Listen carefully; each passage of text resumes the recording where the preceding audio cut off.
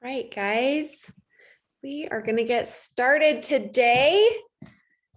Welcome to our live coaching call. This is a call that you signed up to be coached ahead of time. So I've been thinking about doing open coaching calls at some point where once a week, and I might do this when I launch the program in October, but would love people's feedback in the comments, or you can email me, hello@emilygibsoncoaching.com if you want to put your 2 cents in. But when I launched my program in October, I was thinking about having at least one day a week where we just have an open coaching call that you'd never have to sign up for. Like, for example, every Wednesday at 1 p.m. is just a call that nobody signs up for. We just get on the call live, and then you raise your hand if you want to be coached, and I just get through as many people as possible in a 75-minute period. And the reason why I like the idea of doing it on Wednesdays is because it's the middle of the week. It's easy to remember that it's always Wednesday that's open. And then Monday, Tuesday, Thursday, Friday would be the scheduled sign up ahead of time. And the reason why I want to do this is because I still have people saying that the spots are going too fast, or I'm at work and I can't get them, or I always forget when to sign up for them, or things of that. And I want people to be excited about getting coached, and I want to remove frustration from the process of being able to get coached. So that's what I am thinking about doing. Some of the comments people are saying, I think that's a great idea. Love that idea. Fabulous. Love it. You have something so many people need. Thank you. So I think we will maybe give that a trial run when I launch the program. There'll be some other enhancements. I just wrote out everything yesterday with my assistant. I'm so excited. I'll be telling you more about that in October. But October 20th, you need to mark your calendar with big stars. That is the day that I'm going to launch the coaching program. So it will be completely free, like it is right now, until that day. And essentially, the program will run really close to how it's running right now. There'll just be enhancements and more to it.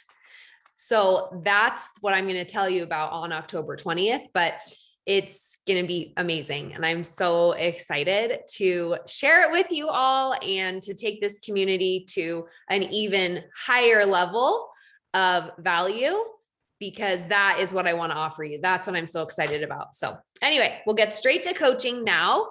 And we are going to start with Nan, and then we'll go to Brenda. Those are our 2 that signed up today. So Nan, if you unmute yourself, we can get started. I did. There, I'm ready. All right. And I have like this weird prism on my face because of the way that the sun is hitting my diamond in the corner of my office. So that will go away when the sun changes. But for now, it's just going to be right in the middle of my face, I guess. It's all good. It's Okay, all good. You're still pretty either way. Oh, well, thank you. What can I help you with today? I want to talk about IPA as a successful leader. All right.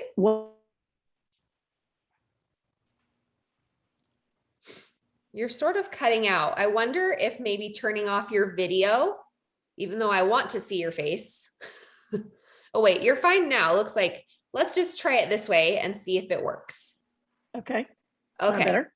Yes, let's, for now, we'll try it. Okay. Did you hear what I said about the, You said IPA as a successful leader. Yeah. What does it look like in the day to day? Okay. What does it look like in the day to day? What results are you looking for? Well, I am strong in my recruiting personally, but growing a team has been a challenge. I've got a lot of dabblers, but no really business runners. So I guess that's probably where I need to focus. I have been trying to be more open and share more about the business opportunity than I was previously. And so that's one change I've made. But just, getting business runners, building a team. I've been with Plexus for 7 years. I've just been working it full time for a little over a year. I've grown tremendously, but currently right now, I really have, like I say, no runners. I'm just got a few dabblers here and there. I have an IPA sheet that I go by that I use, but I just sort of wanted to talk about the components of an IPA from a successful leader's perspective. I have a question for you. Mhm. Why do you have a lot of dabblers but no runners? How does your brain answer that question? Well, most people have other jobs and other commitments, and they've not really found I guess I'm not sure if it's passion or desire or what, like I have caught for, helping others find health and happiness. It's not really a top priority to them. They randomly share here and there with friends and family. They might, get enough to go silver. But other than that, they really aren't committed. I've got several people that have been with me since day one, since I started 7 years ago, but they aren't currently, working the business. And why is that a problem? Why is because they're not, what is not a problem? You said most people have other jobs and commitments, and it's not really a top priority, but other than that, they're not committed. Why is that a problem? Well, like I say, I guess people are more about the guaranteed income that they can get from a job versus going out and thinking, well, I can make unlimited money with Plexus if I'm willing to do it. If they just haven't, like I say, they haven't gotten there. They'll do it when they can, when they have a little bit of extra time. And your brain is telling you that's a problem because why? Because it hinders their growth or their desire to share or their commitment, I guess. What does that have to do with you? Well, I have no control over it other than praying that, that they would catch that same vision and have the desire. It just, like I say, it limits me to grow as far as a team. I mean, I'm still doing what I do as far as, like I say, I'm a pretty good recruiter, and but I can't do it alone. It needs to be a team effort, and I feel like I need a couple of 3 real strong runners that will help us to be successful as a team. Okay. So I'm just going to put this in a model just for a minute to show you something, and then I'll answer your business question after. Okay. Okay. Because I am such a huge believer that it's our thoughts that are truly holding us back, right? We think it's our team, the people that aren't working, the people we haven't recruited, the people the business builders that we can or cannot bring in. And to an extent, yes, that's true. However, it's in our thoughts that are keeping us from being able to do those things. And here's why. When you have this thought, it limits me to grow as a team. This is a thought that is a problem thought for you. It limits me to grow as a team. How does that make you feel when you think that?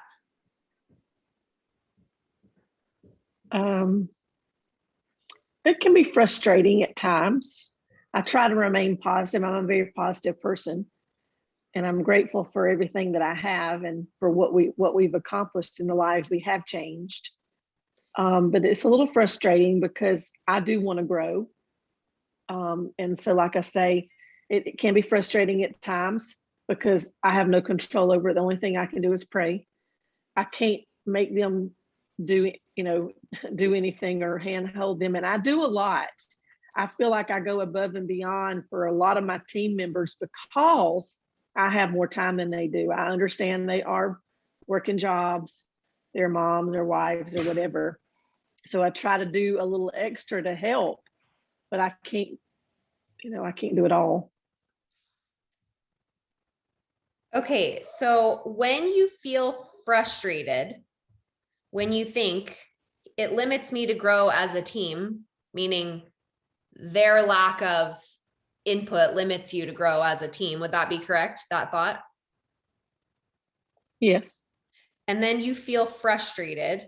And so when you feel frustrated, what I heard you say, and correct me if I'm wrong, you pray, you think about how you don't have control, you empathize with people about how you have more time and they don't.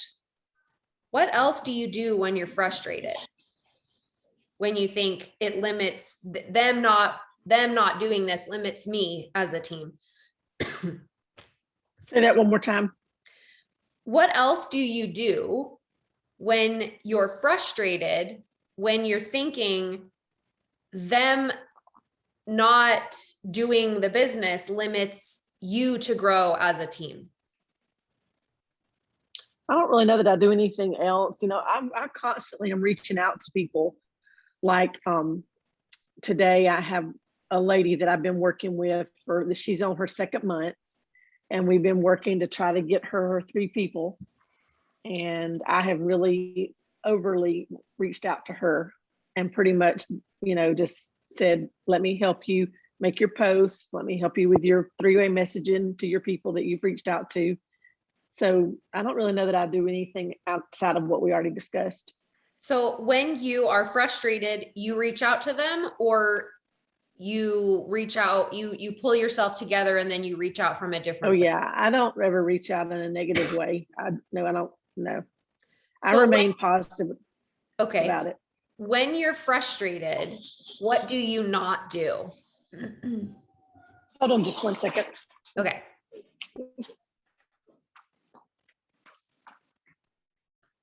The reason why I'm asking her this question is because most of the time we don't even realize what we're avoiding or what we're doing when we're feeling negative emotion. A lot of times we don't even realize what we're doing when we feel positive emotion. Typically, though, when we feel a positive emotion, we tend to want to stay in it. Where when we feel a negative emotion, we're trying to do things to get out of it, right? Right. Are you back, Dan? I am. Okay, sorry. Good. So the washing machine was doing crazy stuff. Oh, when you feel frustrated, what do you not do in your business? Well, I would never reach out in frustration. I would never share that with anyone.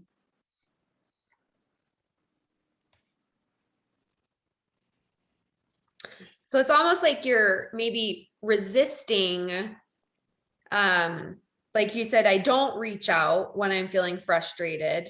I would never do that. What would be wrong about, and I'm not saying it's right to do it. I'm really fascinated about what your brain is doing here, because if we can identify what it's doing here, it's going to give us a lot of answers and perspective, right? So when you said, I would never reach out in frustration, why not? Because I don't want to appear negative. Okay. So resist the appearance of negativity. Would that be accurate? Yes. Okay. Anything else you're not doing when you feel frustrated? I can't think of anything. I know that I have shared, not really in a frustration way or even in a negative way, but like I had somebody tell me the other day, she was off to a good start, and she sort of, when it got tough, she sort of gave up. She didn't, when it got, I guess, I don't know if tough is the right word, but, facing challenges in her growing as a person, and like she doesn't want to do lives, and she, there's several things that are hurdles for her. So she came back to me and she said that she wanted to give it another try. And so we were talking about things, and she said she got frustrated because people were quitting on her. And I shared with her then, not out of frustration, but I shared with her, I guess, empathy for the fact that, do you realize if I gave up on all the people that have quit on me these last 7 years, I wouldn't almost be Emerald. Which is You know, so incredible perspective to share with someone who is just getting started, right? right. Because the more that we grow as leaders and the more obstacles that we have happen or have to overcome, the more wisdom, knowledge, and experience we gain that we can then pass on to someone else. It's what Right. it's what money can't buy. Right. It's like, it's why you are asking me, what does it look like day to day as a successful leader IPA? Because you want to tap into the obstacles I've overcome in this, right? And so, right. hold on. Hey, Dean, close my door, okay, bud? Okay. I have one child home today, sick from school. He has bronchitis and an ear infection, but Oh no. after 7 days of a fever, I finally took him to the doctor last night. I sort of have like a 7-day cutoff. If you haven't gotten over your fever by day 7, it's time to go see if we need antibiotics, right? Like I push it off as long as I can. I've always done that with my kids too. Yeah, but day 7 is like where that's sort of where rubber meets the road. It's the road. I agree. So last night at 4:00, I was after I was done working, I took him in. Anyway, he's feeling much better this morning. He'll be back in school tomorrow. But for today, we're going to hear children outside my office door. My apologies. That's okay. Well, you heard my washing machine because I have a mobile laundry service. Oh, and today's a laundry day. So how nice. Yeah. Okay. So you have this business. I'm just going to review this model that we sort of came up with here, and then I'll answer your question. But you have this business, this network marketing business. You've done it for 7 years, right? Right. And you have this thought, or we could even say, I have a team for 7 years, right? That the circumstances, the facts, it's where all the boring stuff is. There's no drama. There's nothing exciting. It's all the boring stuff. So my team has existed for 7 years, right? And when you think about your team, your thought is, it limits me to grow as a team, meaning them not being a runner limits me to grow as a team, or them dabbling limits me to grow as a team. Okay. Mm-hmm. And when you have that thought, you feel frustrated.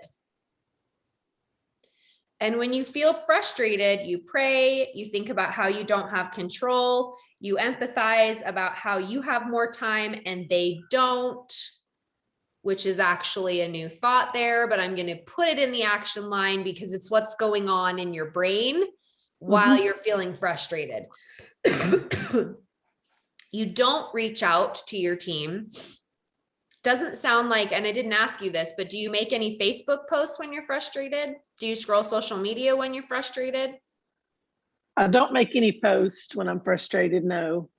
So you don't post. You don't send any new messages.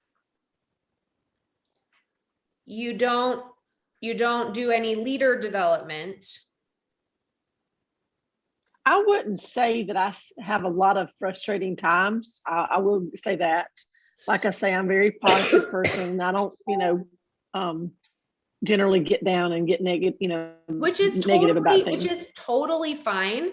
But I want to pinpoint that when you have this thought about your team, that they are limiting your growth because they are not as committed. And then you feel this temporary feeling of frustration and you're not reaching out and you're resisting the appearance of negativity and you're not posting and you're not sending messages. The result of that thought, every time you choose it, even if it's just 10 seconds a day, every day, or once a week, or however often this thought comes to you when you think about your team and how it's limiting you. There's also some victimization going here that I'm seeing, like, oh, if I only had more runners, and I know you didn't say those words, so I don't want to put words in your mouth, but just hypothetically speaking, there's this underlying, it's like a hangnail in your brain. That's how I like to describe it. It's like this hangnail that's there. And it's not ruining your day. It's just this irritation that you can feel when you think about it or you encounter it. And so, like you said, you're not a negative person. You err on the positive side, and you don't let it bleed into your team because you understand the importance of positivity in your team and avoiding drama in your team. But each time that you entertain this belief that the lack of dabblers, or sorry, that the lack of runners is what's limiting your growth as a team, the result of that thought is I limit my growth. And so each time you choose this thought, which feels harmless, your result is, even if it's temporary, you limiting your growth. So when you hear this thought coming up of my lack of runners limits me to grow my team, when you hear yourself choosing that thought, do you see that you're choosing that thought? Maybe not. And that's the thing that I want to show you, because oftentimes these hangnails in our brain, right? We don't even realize that they're hurting us because we can just ignore them. We're like, oh, okay. I just want to know like what to do in my actions because it's my team that's the problem.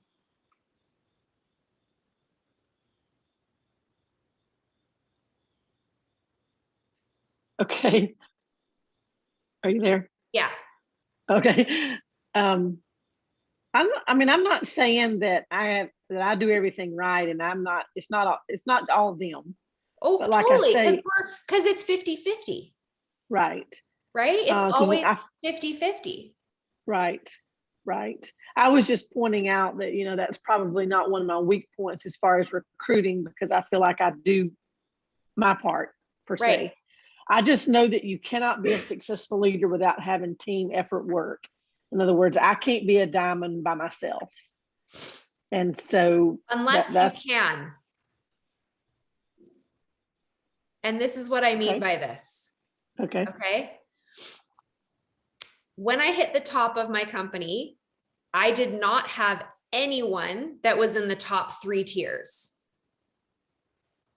Meaning I didn't have a jewel, which is not common, which is my thought. When I talk to different people, they say, I've never even heard of that. And I know other people in our company who have done that. Right. It's actually, I won't get into it. It's actually unique. But that has led me to believe that you can have a lot of dabblers and still get to the top of the company. Oh, really? Yes, that's my belief. But right now, your belief is that I have a lot of dabblers, but no runners, and that's what's holding me back. Right. So your brain is like fix it mode. It's like, yep. So we have to learn what a successful leader does for IPA and what does it look like? Because I just have a lot of dabblers, but no runners, and it's limiting me. And what I would like to challenge you on that belief is that I feel like the reason why I went so fast is because I had a lot of dabblers. And it was my dabblers that took me all the way to the top. That's good to know. And so now what's happening for you, I think, is you're like, oh, there's another way. And your belief expanded a little bit right now. Like I heard it in your voice. You're like, oh, there's hope. Uh-huh. you know, even though you didn't say those words. Is that accurate? Yes. There's I like a was piece of told by you that just, someone, I was told by someone that you had to have, I don't remember now what it was, but it was like you had to have one or two whatevers you to don't. ever. Right. Well, I'm good. I'm glad to hear that. That Yes. encourages me. In some other compensation plans, like if you are from another company and you're listening to this, it's going to vary from company to company, right? But and I have really educated myself lately in other companies' compensation plans so that I can be a better coach to anyone that comes to this program, because I want to have like a basic knowledge of all the different companies' compensation plans so that I can sort of understand when they're talking to me about their different needs. And I know eventually this program will expand out into other companies, right? And as I've compared different companies, I can see now that yes, some companies require you to have a certain amount of people in a certain amount of ranks. Yes. But ours does not. Uh-huh. So you can change this belief, and it might even be instant for you because Right. you thought it was a requirement. So may have only Mm-hmm. been a belief for you because you thought it was a requirement. Right. So, for example, if you need, like, to get to the top of our company in the top 3 tiers, you only need 15 people to have 20 people. That's it. Okay. And so that's 15 dabblers, in my opinion. Okay. I got that. You need 15 dabblers. I got that. So if you have a lot of dabblers, is it possible that you are right on track? Yes. How so? Well, I have a lot of dabblers. Like I say, let me look back here just a second. I have, well, just in general, we average about 25 team wide monthly. And I have 2 or 3 people that could potentially be runners that are, I guess, trying more than the other dabblers. So after hearing what you've said, I believe maybe I am right on target and I'm at least heading in the right direction. I'm not going to give up. I'm not a quitter. Well, clearly. Yeah, clearly, because you have this belief that you're always going to go, right? Right. Now, Right. there's people on your team that might not have that belief. So Right. helping them, challenging their beliefs and helping them Uh-huh. to develop a new belief is what I believe is what a successful business leader does as a portion of their IPA. Right. So in answer to your question, what does IPA as a successful leader look like? Well, number one, it has different layers, right? First layer is always put your own oxygen mask on first, meaning do your new reach outs daily, making sure you are personally sponsoring people every single month, right? Right. With the intention of sharing the business opportunity, telling them how much they can make, and Yes. helping them to make a first post and start with the 3 most important people in their life, or whatever that baseline is for whatever company you are in, right? Right. Well, And I do so, have in my, go ahead. I'm sorry. oh, and so just being consistent in that one thing week after week after week is going to bring in new business builders, new runners consistently. And it's the consistency that matters. Right. Now, the second layer is the one I was just talking about, which is IPA for support of your business builders or future business builders, meaning each day, just like you would message someone to try the products, to sign up for the products, you're also doing an element of that for people to influence people to do the business. So what would that look like? Well, it might look like you reaching out to this handful of people that you feel are a little bit more catching the vision than others. You said, I have a couple that are more than dabbling. Yes. So it would look like every single day, a short message or a voice message, like a little touch point for them. For example, you might message one and say, hey, how is it going? What are your goals for the last 10 days of the month? What are you working on? What do you want to achieve? And one of them might say, oh, I'm feeling in a funk. I don't know if I am meant to do this, just not really sure. And so I'm thinking I'm just gonna start over again in October. And you have an opportunity at this point to either press once more or say, no problem, I'll check back with you October 1st. Right. What I tend to do is, always follow my gut, but I tend to always press once more. And then if they push back again, then I give them space. Meaning they might say to me, I'm just in a funk, and I might push back and say, why? Right. And then I might use wisdom and experience to vision cast for them and help them to see that it's within their power to get out of that funk right now with their thinking. And you can't really tell someone in a bad place, it's just your thoughts that are the problem. You just need to get over your thoughts. That doesn't really go over well. You could do that, but oftentimes you just come off not connecting. And connection is key with this industry, whether it's getting someone to buy your product or getting someone to participate in your business, right? Yes.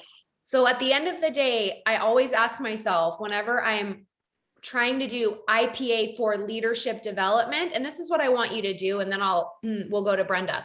But I really want you to ask yourself every day, what messages am I sending to sell my product? And what messages am I sending to develop a new person in my business? Okay. Because those two minimum baselines are the questions that I ask myself every single day when I sit down to work. And in my head, I have this like invisible checklist where I'm thinking, what have I done today to make money?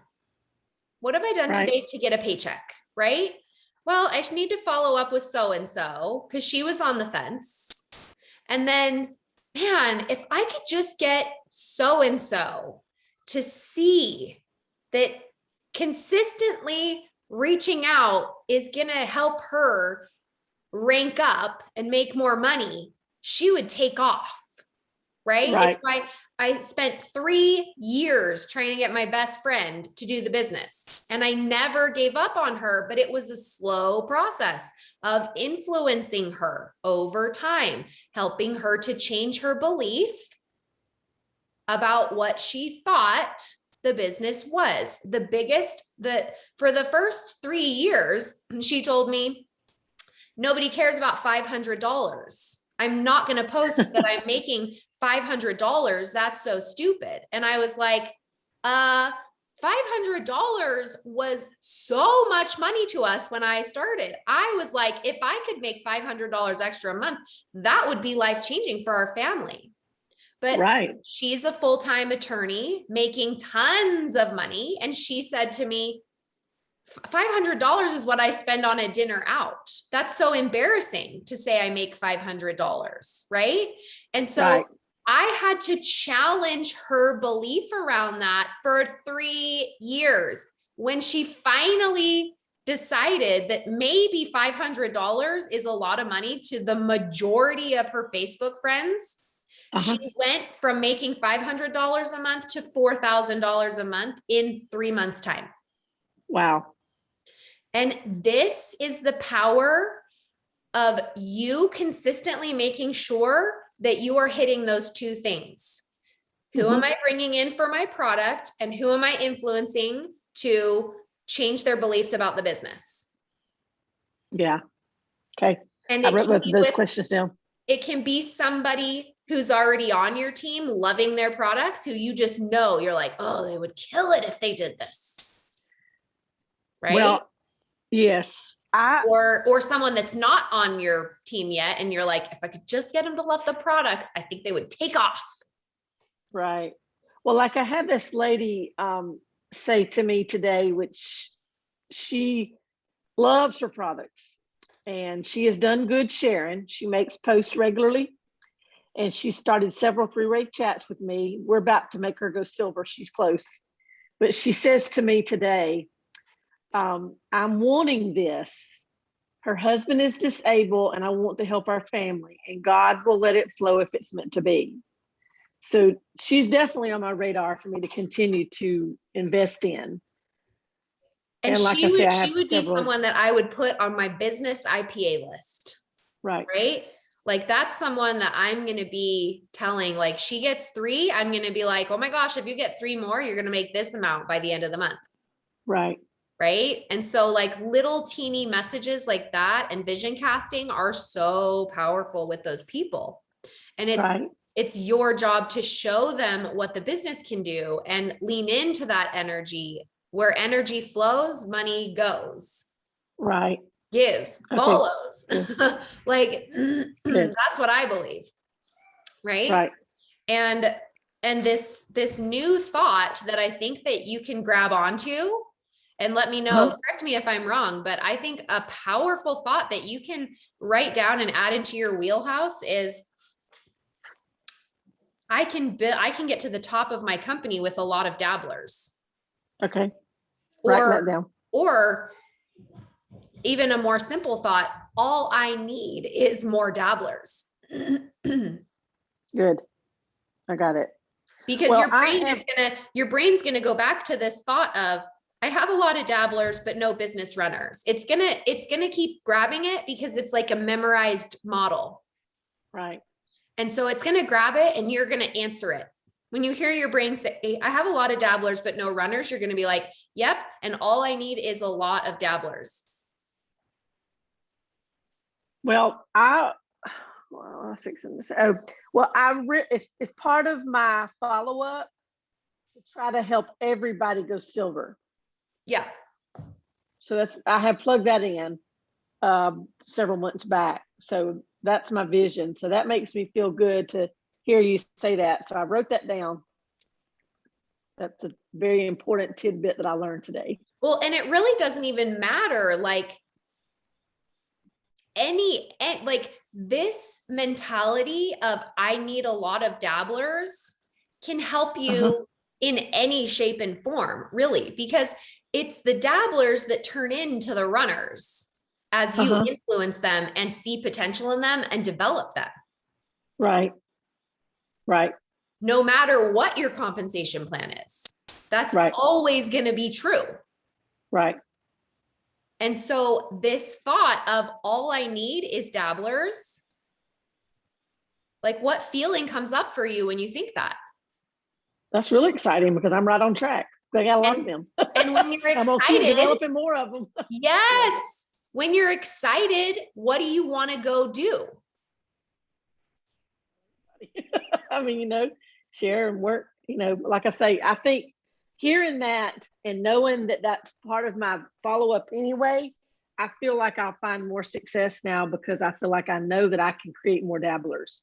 I don't know that I can create more business runners, but I can definitely create more dabblers because I believe in the whole 3 concept as far as accountability and helping them get that friendship. Yes. I have believed that since day one, but I've really made that my big focus.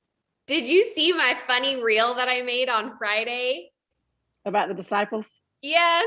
Yes. He got 12 guys and then he got 12 guys. I've seen that. I've seen that from several people and I think it's one of the best. Oh, thank you.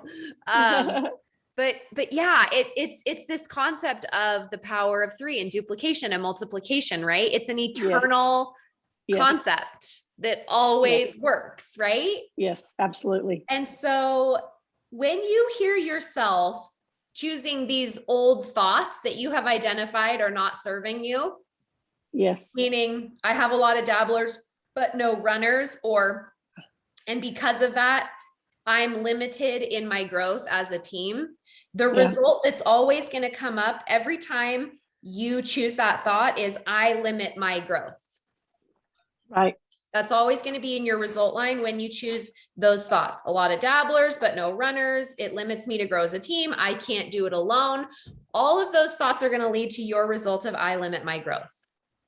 Right. If we put it in a model, right? So that's the toxic thought. That's the thought that's not serving you. But anytime you hear it come up, because you will, your brain is going to offer it to you for a while until we stop believing it. Right. And the way we stop believing it is we keep answering our brain, yep, all I need is dabblers. Right. A lot of them. Well, Then I wrote all that of a down and I might sudden, wrote it. you're going to feel excited when you say that. And then your actions are not going to be sitting around thinking about how you don't have control and empathizing how you have more time than others, or not reaching out, or resisting the appearance of negativity, or not posting, or not sending messages. From excitement, you're going to be like, yes, here we go. Yes. And in your result line, you're going to, like, my guess is if we put it into a model 2 weeks from now, a month from now, all I need is more dabblers makes me feel excited. I'm guessing that in your action line, it's going to be like, I sign up. I message people to sign up more. I message my leaders. I post about the business. I post about the products. And your result is, I control my growth. Right. I'm in charge of my growth, which is the opposite of I limit my growth. Right. And our brain wants us to believe that we just need to learn what to do, but it's our thought that is the key that unlocks it. Right. And I will go to my grave preaching this to you all. You don't need more knowledge past a certain point. Yes, always grow your skills. I'm constantly taking new classes, new courses, learning how to do the next social media thing, bettering my abilities and skill as a leader. Of course, it's useful to sign up for programs and classes. Right. But if you continually sign up for them, or you continue looking for the next new thing, there's time for pause, because it's probably your thought that's keeping you from doing it. Like, for example, yesterday when I was coaching on that I'm just I'm an information person. I'm an information gatherer. And but I can't execute it, right? Mm-hmm. I don't know if you've heard yesterday's call yet, but No. But when it was Kathy, and her thought was, about herself, I'm an information gatherer and I am horrible at implementing what I learn. Right. Mm-hmm. And those things made her think I'm a bad leader. Right. But really, she has the power to change that by changing her thoughts about herself. Do you want to believe that you're just an information gatherer and you don't ever execute what you learn? No. Or do you want to be like, I'm going to learn some stuff and then I'm going to go try it out? Right. Right. And so it's the best news ever, which you hear me say this all the time, is that we take all our power back in our thoughts. Right now, you're giving it all away to your team. I have lots of dabblers, but no runners. You're like, see, poor me, I'm a victim. Even though you're not like consciously choosing that. That's what I'm observing is happening. Right. Right. And you're like, no. But it's the best news ever, because you get to take your power back in that same place and say, right, all I need is dabblers. That's all.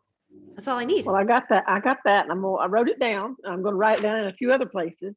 All right. And I'm going to multiply on that. You have been a success today because you've encouraged me. I appreciate you. I'm so glad it's you that encouraged you with all this new stuff, right? Yes. Thank you. Yes. You're so welcome. All right, Brenda, you're up. Thank you, Nan. Thank you. All right, Brenda, what can I help you Hi. with? I didn't know if you wanted to pick up from where we were last time. And I want to do what you want to do. So you tell me. I don't know. I'm still kind of stuck in outer darkness. Okay. So tell me why. Things at home have actually gotten worse, and my pain is still at a really high level.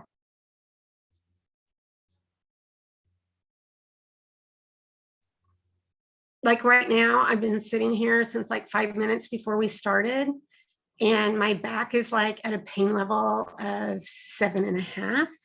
So when I get off of here, I'll have to take painkillers. And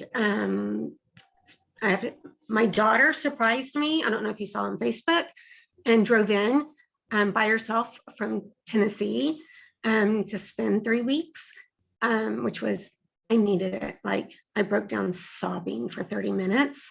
And it was on a horrible day. Tuesday of last week was a bad day. I had literally on Wednesday left here, so I wasn't home at lunch when someone came home, and got a blizzard and sat in my Jeep listening to music, crying, eating a blizzard. And then that afternoon, before someone came home from work, I planned on leaving the house, and my son was like, hey, I need you to hang around. My dad's going to be dropping something off, and I need you to be here for it. And actually, he was trying to stall me from leaving the house because Sydney was about to walk in to surprise me. And so last week was so cute.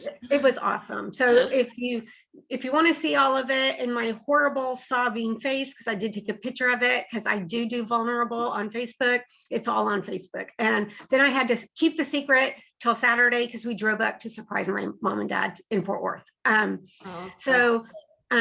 knew I needed that. Last week was bad. It's still bad. I've been on the couch for a week, which does not help my back, but it's better than the alternative. And but my pain is really bad. And after I get off here, I'll be taking painkillers and then taking Sydney to a very much needed hair appointment. That's another long story. But can you tell me about what happened last week?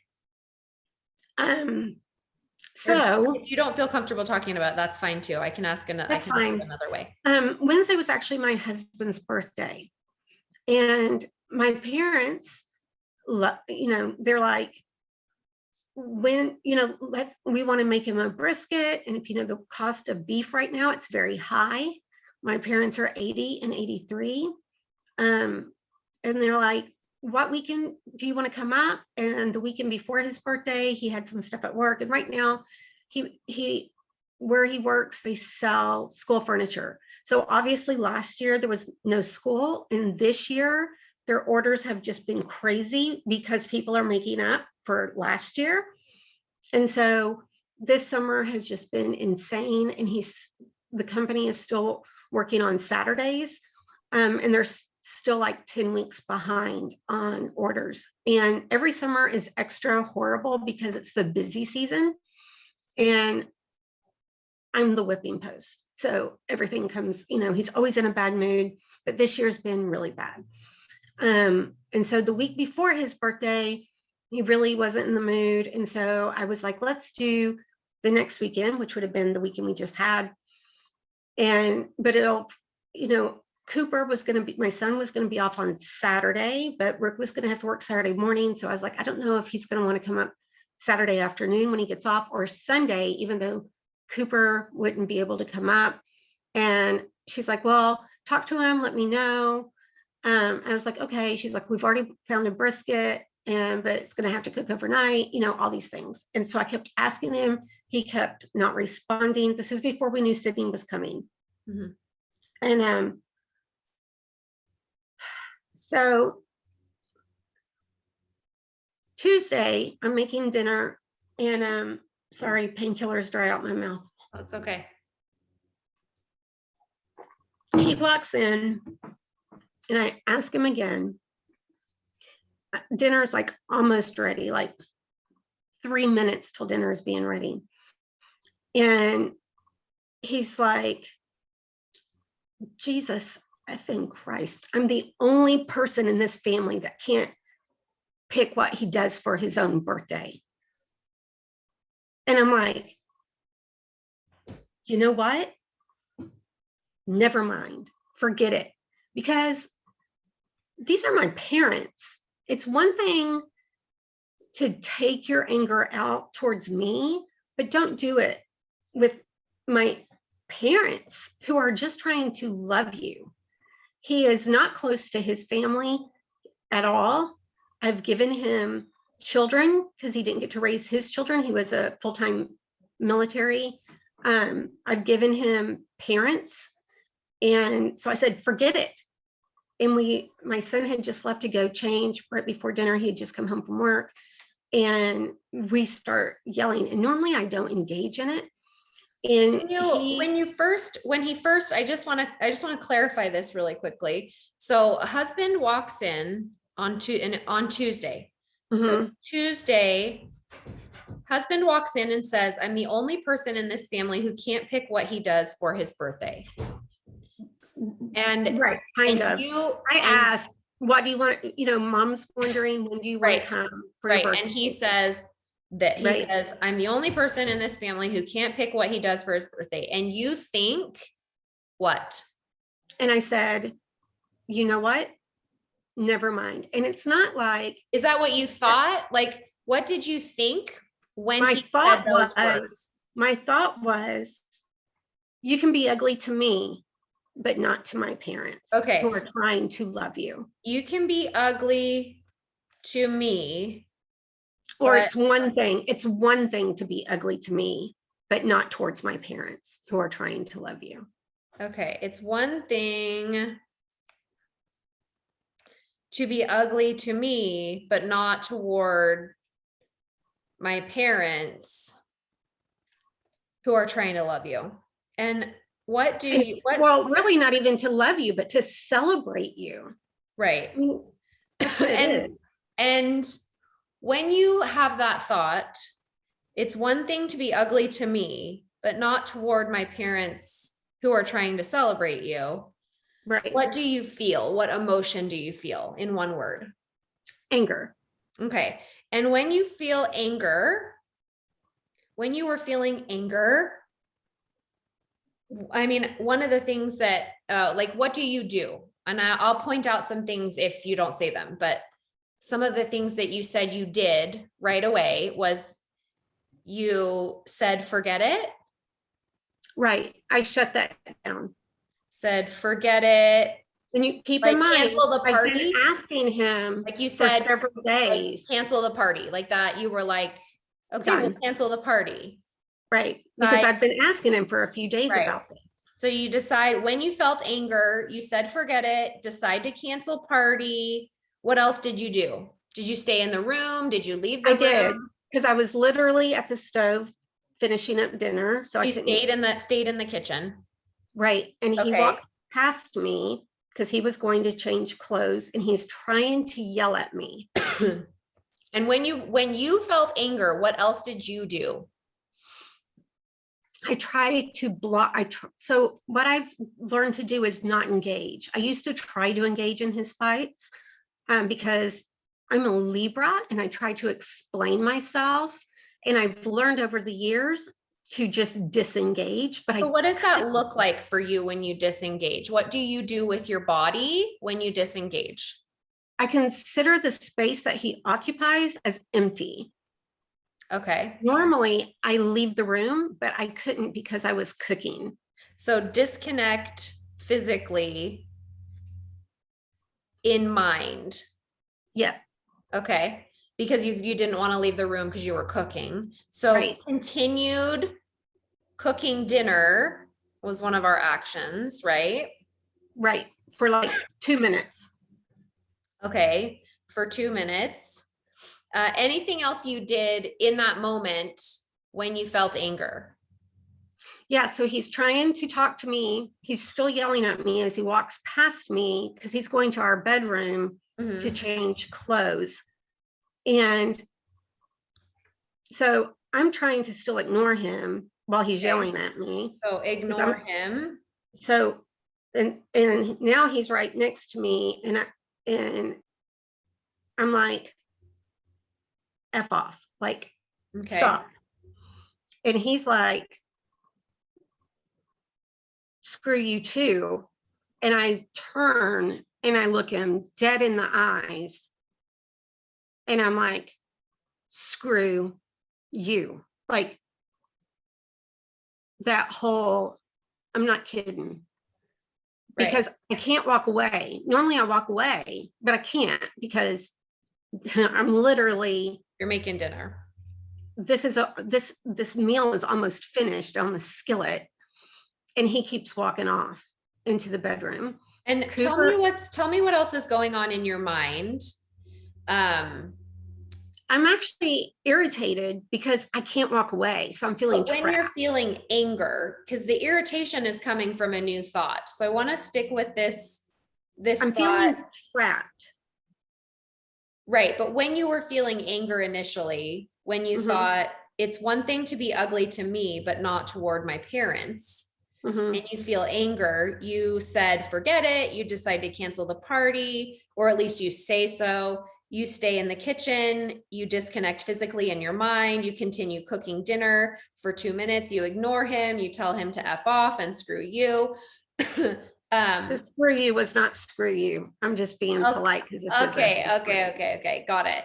And then not saying that you should or shouldn't do this, but just want to point out and without any sort of like, it's not bad or wrong or whatever, but judging his actions was something that you did there as well. Like he shouldn't be doing this, right? Like, oh yeah, for sure. Not that you said that, but that was sort of what I picked up on as you described those things, right? Like he shouldn't be acting this way. Absolutely. That was sort of like the meaning that came up there. Okay. And then your result from all of this, and as soon as the one that I I'm left the room. Yeah, the one that I'm seeing here, right? And obviously I have the pleasure of knowing you outside of coaching, right? And so the result that I see here, I'm going to share with you with the understanding that this is not a judgment. This is just an observation, and knowing that you are someone who is very kind and loving, and you care for others, and you put others first, and all of those things, right? I try to. Yes, like this is your nature, right? But in this moment, when you had this thought, it's one thing to be ugly to me, but not toward my parents who are trying to celebrate you. And from that thought came anger and all the things that we just reviewed. One of the things that I see coming up is I am ugly to myself. I don't necessarily agree with that because I felt trapped. And like that's why I prefaced it with what I said, because you were in a situation that some of the things were outside of your control, right? Like we can't control him, but it was like this person inside of you came out from that anger. Oh, it's not authentic to you. Right. So when I say I am ugly to myself, it's not that like, with the way I was see what I'm trying to say towards him. Yes. In that moment. Like, like this inauthentic self came out in that moment where you wouldn't normally speak to someone that way. You wouldn't normally interact with someone that way. Yeah. It was reactive. Right. And so in that moment, from that one thought, it's one thing to be ugly to me, but not toward my parents who are trying to celebrate you. The result that came is I was ugly to myself, or I am ugly to myself in that moment. Right. And then a new thought came and we don't know what it is yet, but you had irritation and you ultimately ended up leaving the room. Right. And that was a totally different model. Right. Yeah.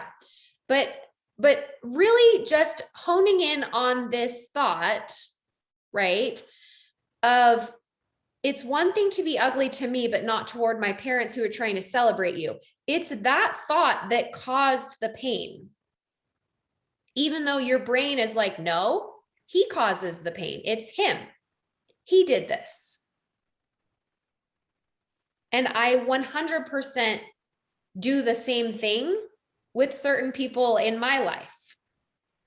But where I want to help you see that you can take your power back in this whole situation, because right now you're giving it all away to him.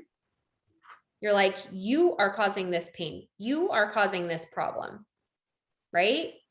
But it's your thought about him. He's just your circumstance. Right. And I've blocked that circumstance. Resisted it. I've ignored the space it's in for a week. You're resisting it. And what do we know when we resist something? I don't know. We make it bigger. I mean, my world has been more peaceful. Right. Because we are like, this is an interesting concept that I was just teaching about a little bit yesterday too. When we get away from the thing, whether it's quitting a job or removing someone from our life or whatever it is, right? We have instant peace, comfort, right? Relief. So it's no surprise that you have felt better this week, right? Because you've just removed from the situation. Not saying that you should or shouldn't, right? Like I probably would have done the same thing. In certain relationships in my life that the person that I'm struggling with is my circumstance, just like your husband is just your circumstance. That's all he is. And then you have a thought about him and something that he does, and it creates your entire experience, right? Right. And of course it would, because you're human. But one of the things that I think here to point out is this thought. It's one thing to be ugly to me, but not toward my parents. It's creating this feeling of anger within you and is totally optional.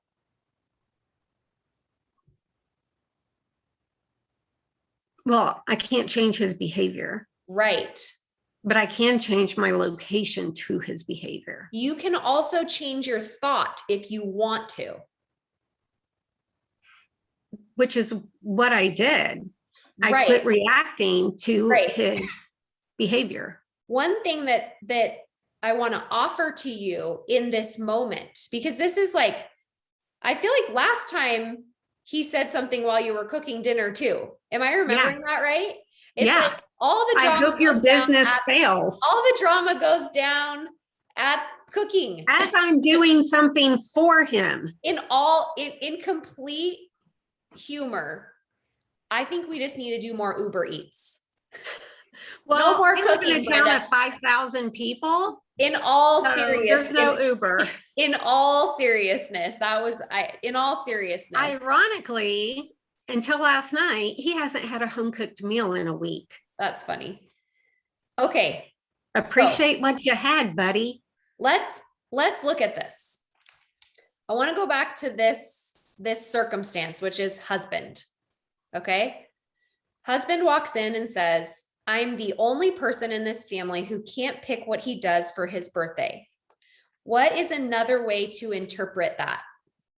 Well, obviously he wants to do what he wants for his birthday, but he didn't address it for a week before when I started asking him. So what's another way? We know how your brain interpreted what he said. We know what it did. It said, it's one thing to be ugly to me, but not toward my parents who are trying to celebrate you. That's the way that your brain interpreted it. And of course it did that. Of course it did. But what is Right. another way? Like, what if a stranger on the street just heard those words without his voice inflection or his body language? Like human says that we don't know. Let's pretend he's a stranger. Human walks in the room and says, I'm the only person in this family who can't pick what he does for his birthday. It's not your husband that says it, just for a minute, just for this exercise. It's not him. It's someone on this street that you don't know who says it in a nice voice and looks up and looks like they're crying. Well, I mean, the first thing I would say is, what do you want to do for your birthday? Okay, so this is so powerful because that's another way to interpret it. But that's what I asked him. Right, but that's not the thought that you picked when he said that, right? That brought the anger that created the experience. Right. But it had been asked for a week before Tuesday. Right, but we can't control husband. You already said that. You know that. We can't control him. And so when we react to him, it's ruining your day, your week when you react to him because we can't control him, right? Like in your mind, you're like, he should have told me before now. We wouldn't have bought the brisket. We wouldn't have started cooking. Well, I told them so not expensive. to. Right. Well, I told her to freeze it. And then Saturday I found out she actually already cooked it. But that's why I reacted with, right, then forget it. Because we'd already been talking about this for a week. And at that point, I was done talking about it. Just forget it. Like, I'm done having this conversation and asking you every day. Just forget it. And at that point, he's talking ugly. So we've identified what happened. The thought that you had, the thought that you chose when he said that to you, the anger that came from it, and then your actions from anger, and then the result that came out, which was, I am not myself. That might be a different way to say it, right? Right. I was not myself. Or I don't like myself, or I am ugly to myself, or a version of I am not myself, right? Well, it's actually even more than that. It affects our whole household. It changes the atmosphere of the household. But in our result line can only be us. Oh. Well, I mean, I'm myself now. Right. But in that moment, from that thought that created the anger that you took those actions, the result was I was not myself. Right. And so we cannot change husband. He's probably going to come. God knows that. He's probably going to come and say something to you again when you're cooking dinner sometime again. It's when I'm cooking dinner. Odds are, like, you are banned from the kitchen at this point. Right, because our brain's like, let's change the circumstance because that'll fix it. Except it doesn't, because we can't control husband, right? Right. And so if you want to keep having this experience with him when he says words to you at the stove, it's all within your thinking, and you totally can. And I'm not saying that you shouldn't, but if you want to stop having anger toward him where you don't show up as yourself, what I want to show you is that it's in your thought that you choose when he says something that creates your experience and ultimately gives you the result. Showing up. What? I just stopped showing up completely. Yeah. And what do you think about that? It just added to the outer darkness. Yeah. That I was already in. Do you want that result? No. And that just adds to the anger. Like, you already know what I'm going through. Why would you add more to it? And then the kids and I went ahead and went Saturday anyway. So then, me being me, if you knew my full history, I still, no matter how many times somebody shows me who they really are, I still try to see the best in them. So we decided to go up to surprise my parents Saturday anyway, but Cooper had a meeting at work. So we got out of here later than we expected. By the time we left, Rick was going to be home from work. So we swung back by the house. He was home. And I said, we're headed to Fort Worth, because I wasn't even going to tell him where we were going. Do you want to go with us? And he said, this is the first time I had talked to him since Tuesday night. And he said, nope, go ahead. So even given the opportunity to make it right, he chose not to. Did you want him to come? I wanted him to go so that the four of us were together to surprise my parents. Even though there would be no brisket, it didn't matter. The family would be together for the most part. The older two wouldn't be there, but he would be part of the surprise to my family. I didn't really want to be in his presence, but it was for the greater good of the family. It's kind of interesting though, that you don't want him there, but you want him there. I know, because right? It's the greater good of my family. Is it? Yes, because so explain. My daughter will say, I wish you got the version of Rick that we get. He is great with my kids, not counting my oldest daughter. They have a very strange relation. It's a long story. And my parents love him. I mean, I'm telling you, I get a different version of him than everybody else gets. And here is the thing that I want to show you, is that our relationship with other people exists in our thoughts and has nothing to do with them. I'm okay, except and it's okay if you don't accept it, because I can't control what comes out of his mouth, that other people witness that he treats me different than he treats everybody else. Right. But it's your thoughts about how he's acting that's creating your relationship with him and your experience with it all. And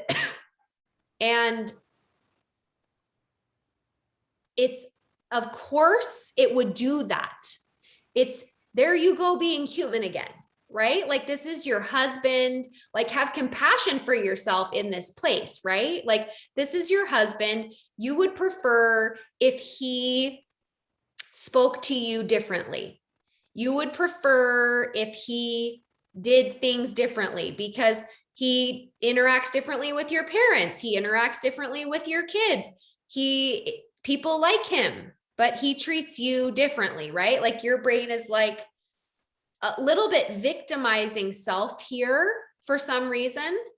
I mean, like Tuesday night, Cooper comes out of his room and he said, what happened? I left the room for 2 minutes, because as soon as Cooper left the room, Rick acted differently. What do you want to think? Like, if you could go back and relive that situation, one of the things you said to me when I asked you, what are other ways to interpret what he said?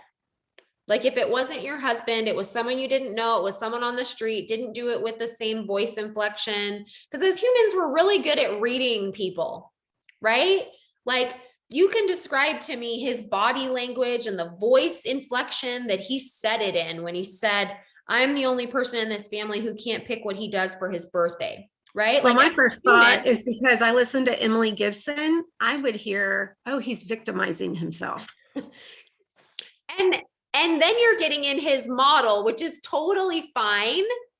But that's actually, that thought is almost taking your power back a little bit when you choose that, right? Because you're like, oh, see, he's just being human, instead of he's out to make me feel miserable. I was just exasperated. There's just so many feelings. Just We've been talking about this for a week. There's so many you want to go or feelings. you don't want to go. There's so many feelings because there's so many thoughts. For every thought, there's a feeling. And so whenever you're like, there's so many feelings, I'm feeling angry, I'm feeling irritated, I'm feeling frustrated, I'm feeling, like a victim or whatever it is. In your mind, when all of those things are happening, I want you to be like, oh my gosh, there are 5 different thoughts creating all of these emotions. And what are they? It's just exasperation. Because of all the thoughts. Right. And so I'm going to give you one tip of a thought that might bring a little of your power back. Because right now we're giving all the power away to husband still. And I don't think so now. But in this situation, in that giving moment, the power away to him, but he's just your circumstance. He's just your circumstance, and your brain created everything else. And it's like, because of him, but it's because of your thought about him that it was created, that the anger came, that the reactions came, and the result was not what you wanted, which is I was not myself, right? Right. So something that I would challenge you to do whenever he does this stuff and your brain is like, he shouldn't be acting this way, you can answer it with it. What's your husband's name? Rick. Rick. Mm-hmm. You can say, yep, Rick's gonna Rick. Right. There he goes again. Rick's gonna Rick. Right. And in that situation, he walks into the kitchen and says, I'm the only person in this family who can't pick what he does for his birthday. Your brain says, in your mind, you don't say it out loud. I would not recommend saying this out loud to him. Please don't. In your mind, you might say, Rick's gonna Rick. And your brain's gonna be like, and he shouldn't. And you be like, yep, Rick's gonna Rick. There he goes being human again. My guess is that anger is not going to overtake from that thought, Rick's gonna Rick. Because when I choose that thought with people in my life that I can't control, the feeling that comes from that is actually peace. Even when they're doing something that would normally infuriate me. When I choose the thought, Rick's gonna Rick. Well, that's why I removed myself. But you removed yourself not from Rick's gonna Rick. You removed yourself from irritation, and we don't know what that thought was because we didn't isolate it yet. Well, mine is, I don't want to be around it. Right. It's But what if you couldn't get away? abusive. Like what I'm saying though is to create your experience, we want to challenge the thoughts that are doing that. Meaning, he says words to you. I mean, I would have to brace myself for every conversation because you never know when it's going to flip. And so knowing that that is what's going to happen every time is exhausting because of the thoughts you have about it. For example, I used to have a thought about someone in my life, and my thought was, I'm scared of her. So why would you stay around her? Because I can't control her. She's a loose cannon. So why would you stay around that person? This is a family member of mine. Oh, that's why you had to stay around her. It was a family member. Okay. And sometimes, so this thought of I'm scared of her was not serving me, because in the end, my result was always, I don't like myself, or I'm scared of me. I don't like who I become around that person. Right. Or I'm scared of me. And so naturally we're like, cut him out. Right. Here's the wall. change the circumstance, but it doesn't fix it. Because so what I did for myself to try to adjust that is I said, why am I scared of her? And I wrote down all the reasons that I was scared of her. Well, you told me last time to make a list of all the things I wish he was. Yeah. And I actually didn't want to do it. I did it, but I didn't want to do it. And so this time you could write down all the reasons why I'm scared. I'm not scared of the next interaction, but there's some fear there. I'm not scared. I'm just tired. But there's uncertainty around the next interaction that comes up. It's just exhausting. And my pain is exhausting. Thought, right? Because yes, and the pain. But one of the things that I think could help so much is, number one, repeatedly telling yourself, Rick is just my circumstance. Don't you think I should change my circumstance? That's only you know the answer to that. Well, I can't right now. Why not? Because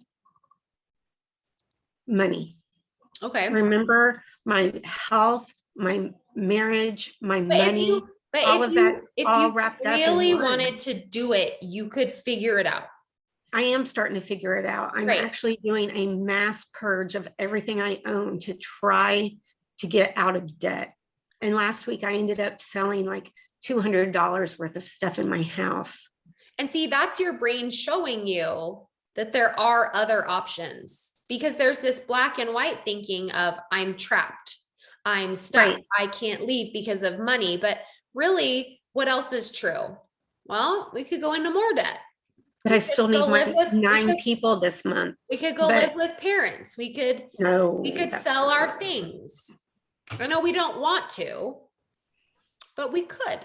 But I still haven't done my 9 people this month. And if I'd done it for the last 3 months, that would have been 2 credit cards I got paid off. But it doesn't really serve to like live in the past. I know, but this month is still here. I can still do 9 this month, but sitting at the table, the idea of it makes me literally to start crying. Because your brain is like, we could die.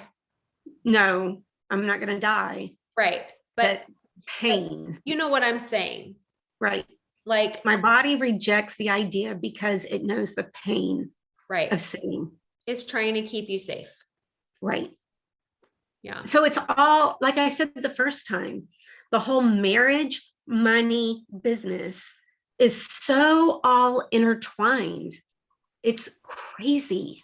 And by deciding to stay with him, you can choose any thought about it that you want, but the thoughts that you choose that are bringing anger, irritation, frustration are creating an experience that you have described as miserable. And so if we can't leave, it's more like despair. If we can't leave the circumstance, if you're choosing to stay with husband, then you can continue to feel despair, or you can change your thoughts and create a different experience. So I'm trying to look at it as opportunity to purge. Well, and it's going to take time, because how long have you guys been married? 10. We've been married 10 years, together almost 13. So we're talking about like 10 years. We're talking about 10 years of memorized thinking. Right. About and also gaslighting. Right. When in hindsight, sure. I can pinpoint when this started, this behavior started. I can pinpoint the exact moment. And the way for you to change the experience right now without leaving the marriage is for you to decide how you want to feel in the future and what you want to think about all of this in the future, because you can feel peace right now by questioning your beliefs that you've had for the last 10 years.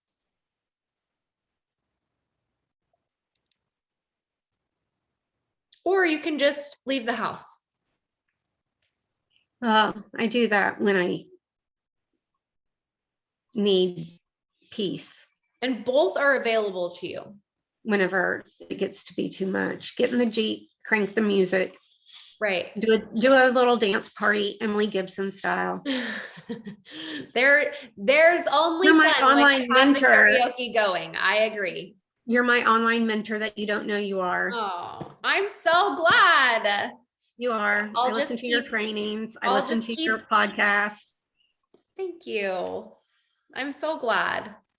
Okay, Brenda, 2 things in closure here. Number 1, write down the thought, Rick's gonna Rick. And the other thought is, the other thought is Brenda is gonna Brenda. yes. And if you knew me really well, that's a little terrifying. Well, let's stick to Rick's gonna Rick. And Rick is just my circumstance.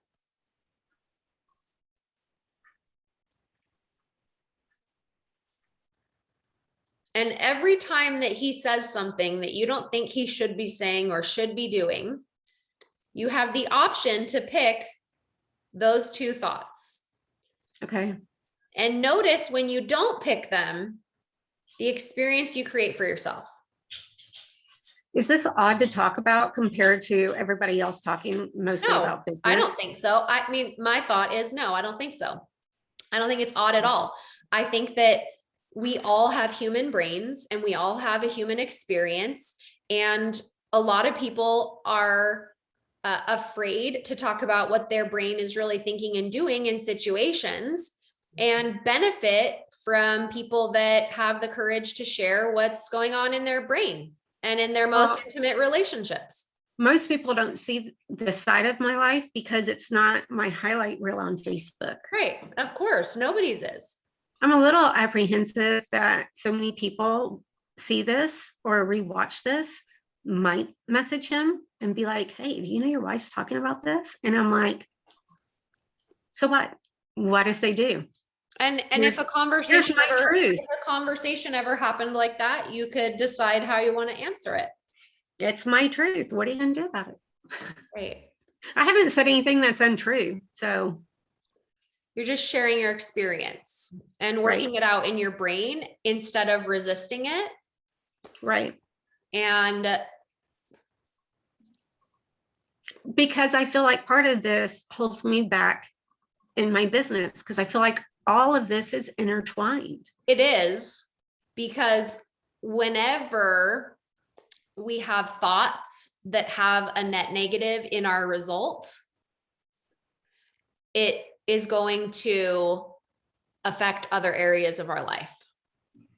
I mean, and I didn't even. Why thought coaching is so powerful and can change everything for you. When real quick, let me tell you what happened. I think I even sent you a message while you were gone to Mexico. We're sitting at the kitchen table. This is my dining room. And he's telling me about the bank sending him, calling him about this credit card offer. And he's like, I already have a credit card with you. Oh, well, you can have 2. This one's only 6.34. And he's like, well, my other one, it's a $10,000 limit. And he's, or at first they tell him it's a $10,000 limit. And he's like, oh, well, that's not bad. What's the interest? And they're like, oh, it's only 6.34. And we're eating dinner and I'm listening to him. And he's like, oh, well, why would I do that when my debt consolidation one is 0? And then I realized he's telling me all of this because he wouldn't sign that paper for me I was trying to get him to sign a proof of income form, not co-sign, to help me with my debt consolidation. And I realized that's what I needed. I needed 12, but this was 10,000 at 6. I was trying to take out a loan at 12 for like 24%. just to get it lowered. And I realized he was actually gloating at me. And I said, why are you even doing this? And right then Sydney happened to call. And he was literally just being cruel.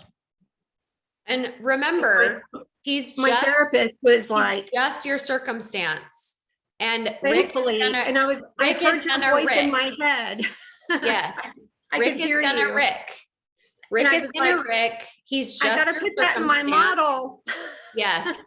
You can run a model on it. Yeah. Because I think the thing that always is going to help you is, do I want to believe that he's doing it to gloat? Do I want to believe for that he's sure. doing it to be hurtful? It was the look on his face and the smirk. And I was like, and he was hitting all the key points.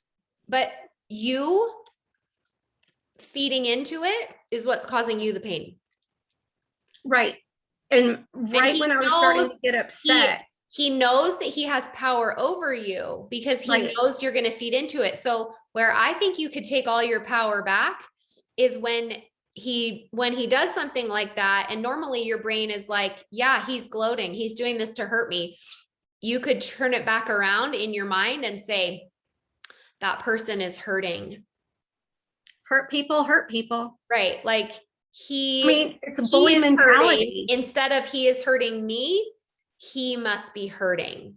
And then you create your experience by changing your thoughts, because we can't change him ever.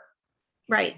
So he's your circumstance. Rick's gonna Rick. Just like, how I would never, if I had the power to help someone, I would help them. I guess it's that whole, I expect the best out of people, and I would never do that to someone, much less someone I claim to love. And it floors me that I am married to someone like that. And so I guess doing a model, doing a model around that. Why am I choosing that? Is that what I really want to choose? Is that what I want to be? And if the answer is yes, then do I want to continue thinking that? Right? Like, this is where the self-coaching daily, picking one thing to coach yourself on daily, is so powerful.